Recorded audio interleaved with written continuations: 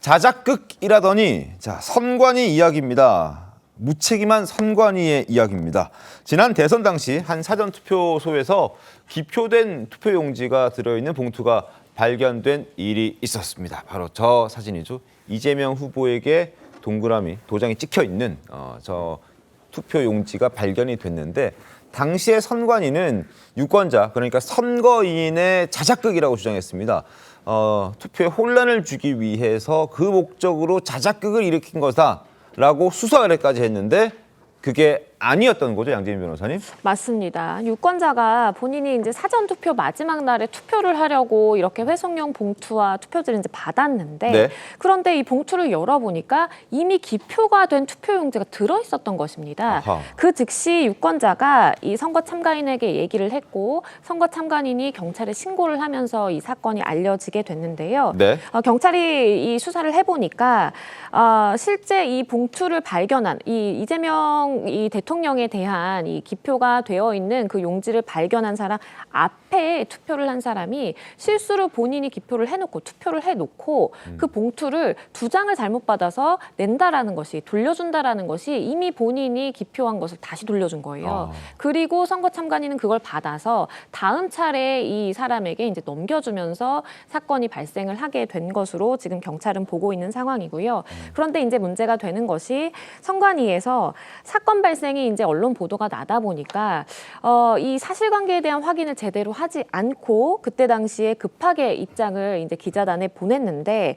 타인으로부터 기표한 투표용지를 전달받아서 빈 회송용 봉투에 넣어서 이 투표소에 혼란을 부추길 목적으로 일으킨 자작극이다라는 입장이 나왔었거든요. 그렇기 때문에 사실은 이 선관위 판단은 좀 잘못됐었다라는 점이 밝혀졌습니다. 제대로 사과도 하지 않고 있다고 합니다. 정관희 대변인님. 예. 뭐 유감 표명 정도 아주 짧게 내놨다면서요? 선관위가 국민 정서를 잘 모르는 것 같습니다. 지금 가뜩이나 선거 관리와 관해서 국민적 의혹이 제기되고 있어요. 네. 부정선거를 제기하는 분들 뭐 소수라고는 하지만 계속해서 얘기하고 있고요. 부정선거는 아니더라도 선거 관리를 지나치게 부실하게 운영하고 있다라는 지적들은 계속 받아왔던 겁니다. 이른바 소쿠리 투표, 네. 밥그릇 투표 이런 것들이 계속해서 제기됐었던 거잖아요. 관련해서는 선관위가 보다 책임 있는 자세로 유감의 뜻이 아니라 사과하는 모습이 나와야 한다고 생각하고요. 그 선관위가 사실 대국민 접촉면이 적습니다. 다른 그 정부 부처에 비해서.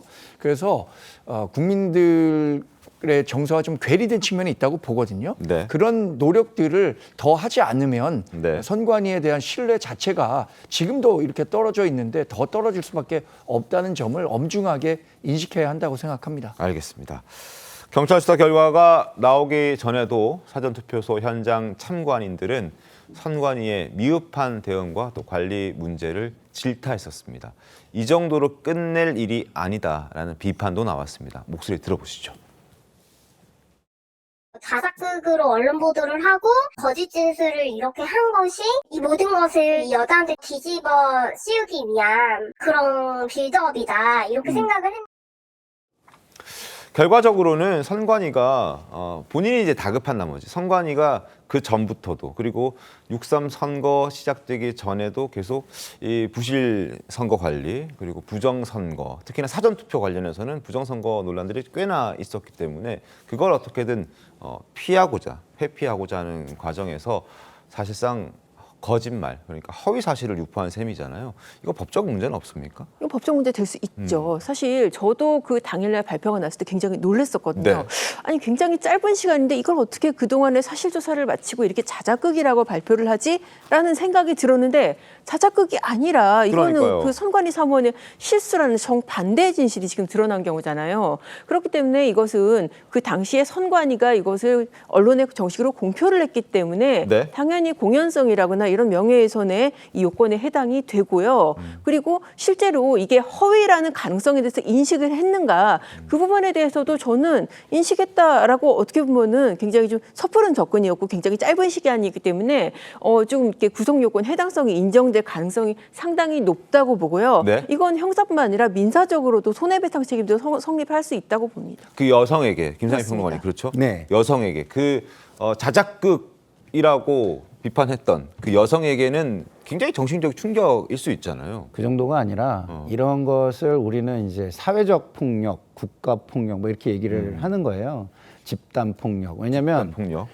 이런 거를 뒤집어 썼을 때 한 사람의 힘으로 어떻게 해볼 도리가 없는 답답하고 진짜 미쳐서 죽을 것 같은 그런 상황이 오는 거죠. 이런 경우가. 왜냐하면 국가기관이잖아요. 네. 그리고 선관위는요.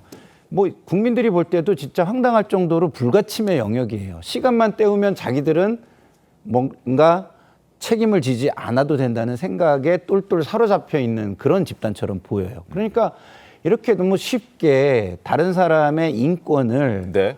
거의 뭐 이렇게 없애버리듯이 예? 하는 그런 행위를 했다는 점에서 굉장히 심각하다고 보고요. 자기들 살겠다고 한 사람을 그냥 그렇죠. 그 사람은 근데 이제 이 국가적인 어떤 권력이 그렇게 한 거기 때문에 본인이 이것을 입증할 힘도 없고 네. 그것을 할 때에 뭐 동원할 수 있는 권한이나 권력도 없고 그럴 네. 거 아닙니까? 그래서 다행히 수사기관에서 잘 수사를 해서 밝혀줬기에 다행이지 그렇지 않았다면 이 사람은 수사기관이 조금만 허술하게 수사를 해서 이게 진실이 밝혀지지 않았다면 평생 이 트라우마를 가지고 살아가는 겁니다. 그리고 그 모든 국가나 사회에 대한 불신을 가지고 네. 살아가는 겁니다. 자, 선관위에서 제대로 보상하고 제대로 사과하고 제대로 위로하고 책임을 져야 되지 않을까 싶습니다.